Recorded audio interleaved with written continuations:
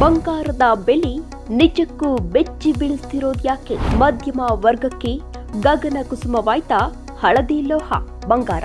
ಈ ಮೂರಕ್ಷರದ ಪದ ಶೀಘ್ರವೇ ಕೇವಲ ಬಾಯಿ ಮಾತಿಗಷ್ಟೇ ಚಿನ್ನ ರನ್ನ ಅನ್ನುವಂತಾಗಿಸುತ್ತಾ ಅನ್ನೋ ಗುಮಾನಿ ಮೂಡಿಸ್ತಾ ಇದೆ. ವಿಶ್ವದಲ್ಲೇ ಹಳದಿ ಲೋಹದ ದರ ಏರಿಕೆ ರಾಕೆಟ್ ವೇಗವನ್ನ ಮೀರಿಸ್ತಾ ಇದೆ. ಹೌದು, ಬಂಗಾರ ಪ್ರತಿನಿತ್ಯ ಏರಿಕೆ ಆಗ್ತಾ ಇರೋ ವೇಗವನ್ನ ನೋಡಿದ್ರೆ ಕೆಲವೇ ದಿನಗಳಲ್ಲಿ 10 ಗ್ರಾಂ ಬಂಗಾರ 1 ಲಕ್ಷದ ಗಡಿ ದಾಟಿ ಓಡುತ್ತೆ ಎನ್ನಲಾಗ್ತಿದೆ. ಶನಿವಾರ ಪೇಟೆ ಮೇಲೇಕೆ ಹೂಡಿಕೆದಾರರಿಗೆ ಮೋಹ. ಟ್ರಂಪ್ರ ಅದೊಂದು ನಿರ್ಧಾರ ಬಂಗಾರ ಕೈಮೀರಿಸ್ತಾ.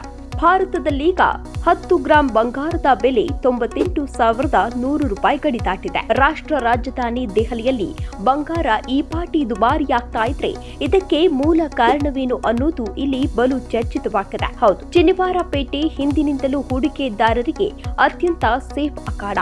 ಜಗತ್ತಿನ ಬಹುತೇಕ ಹೂಡಿಕೆದಾರರು ಇದೀಗ ಬಂಗಾರದ ಮೇಲೆ ಬಂಡವಾಳವನ್ನ ಹೂಡ್ತಾ ಇದ್ದಾರೆ. ಹೀಗಾಗಿಯೇ ಬೇಡಿಕೆ ಹೆಚ್ಚಾಗ್ತಿದ್ದಂತೆ ಸಹಜವಾಗಿಯೇ ಬೆಲೆಯು ಏರಿಕೆಯ ಹಾದಿಯನ್ನ ಹಿಡಿಯುತ್ತೆ.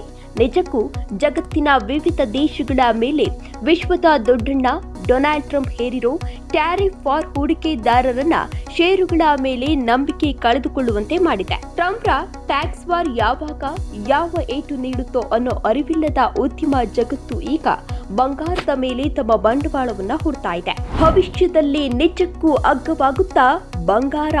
ಹಬ್ಬ ಹರಿದಿನಕ್ಕೆ ಕೈ ಸುಡಲಿದ್ಯಾ ದರ? ಅಮೆರಿಕದ ಕೆಲ ಅರ್ಥಶಾಸ್ತ್ರಜ್ಞರ ಲೆಕ್ಕಾಚಾರಗಳು ನಿಜಕ್ಕೂ ಬಂಗಾರ ಪ್ರಿಯರ ದಿಲ್ ಖುಷ್ ಮಾಡಿದೆ.